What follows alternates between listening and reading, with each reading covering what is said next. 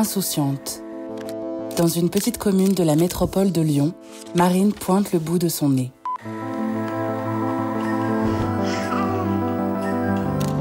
Cadette de sa sœur Amandine, elles sont élevées avec amour par leurs parents, Didier et Nathalène. Coupe au bol, taillée par sa mère, Marine rêve déjà du prince charmant. Érudite, elle reçoit une éducation catholique à l'école bleue. On lui enseigne la foi, la retenue et la discipline. En vain. Elle gardera la croix pour le style. Elle passe une année au lycée Saint-Just. L'élu de son cœur erre déjà dans les couloirs. Elle ne le remarque pas. Pas encore. Mais l'histoire devra patienter. Son père accepte une mutation à Paris. À 16 ans, Marine quitte la province pour la capitale. Ce n'est pas un départ, mais une renaissance. Avant-gardiste, au fil des années, Marine a fait de son style une quête sans fin. Parfois en retard, souvent en avance, un alliage entre chic, allure et élégance. Sa préparation matinale est une messe. Elle fait du lisseur sa Bible, du sèche-cheveux son calice, intensément femme. Épicurienne, parisienne dans l'âme, Marine aime le bon vivre. Un chardonnay en terrasse à la Madeleine, les nuits qui s'étirent au biscornu. Elle s'entoure d'amis qui seront sa boussole. Magali, Coco, les quéquettes, le sang. Libre. Polyvalente par nature, Marine ne suit aucune voie. Elle les explore toutes. Presse, banque, alimentaire, bien-être, ce sera finalement l'immobilier qui fera pencher la balance. À l'entretien, on lui demande de croquer sa maison idéale. D'un trait précis, elle esquisse sa vision. Elle décroche le poste. Née pour convaincre, elle obtient les mandats sans effort. L'aisance d'une artiste, l'instinct d'une stratège. Elle ne séduit pas, elle envoûte. Audacieuse, c'est son amie Magali qui lui présente Cécile. Marine rêvait d'un homme fort, droit, élégant, riche. Elle doute.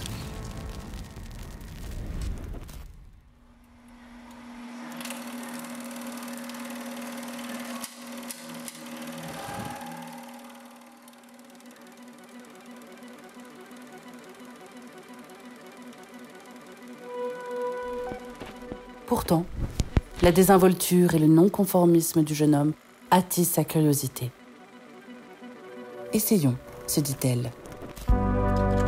Amoureuse, Marine tombe sous le charme, pas d'un gentleman, mais d'un garçon atypique, singulier, authentique. Elle aime le champagne, le bowling, Patrick Bruel, Booba et la viande trop cuite. Lui, les jeux vidéo, manger, le Japon et surtout le cinéma.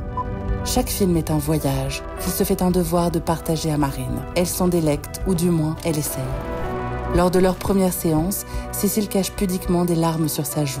Délicate, elle murmure « Mais non, tu chiales ?» Conquise, les semaines passent, puis les mois, puis les années. Ils se découvrent de nombreuses passions communes, comme les jacuzzis, les jeux de société, dormir et le filet aux fiches de chez McDonald's. Il se trouve un surnom, Loulou, en référence au Castor Junior de la bande à Picsou. Lorsque Cécile lui demande ce qu'elle lui trouve, elle lui répond « J'ai jamais aimé quelqu'un si fort que toi. J'aime tout chez toi. J'aime ton physique, j'aime ton humour, j'aime comme tu prends soin de moi, j'aime tout. » Culte. Le nom de Marine est sur toutes les lèvres. Chantal est touchée par sa lumière et son charme. Jérôme, lui, succombe à son naturel et son humour discret. Jean, le grand-père de Cécile, confie que son dernier souhait serait de la rencontrer. Il s'en ira quelques jours avant les présentations. Cécile ne se le pardonnera jamais. Éternel, portés par le souvenir de ceux et celles qui ne sont plus, ils poursuivent leur chemin. Des plages de Deauville aux nuits électriques d'Ibiza. Les paysages changent. Eux, jamais. C'est à la Réunion, après l'ascension du mont Bélouve, qu'ils prennent leur courage à deux mains. Marine affronte son vertige. Cécile pose le genou. Est-ce que tu veux m'épouser? Mais c'est une blague. Non. Elle dit oui.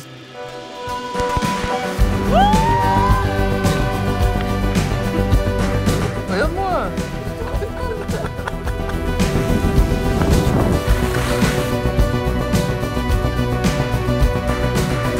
C'est quoi là?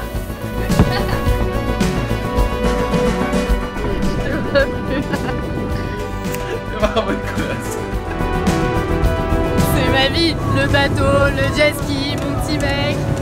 La tease.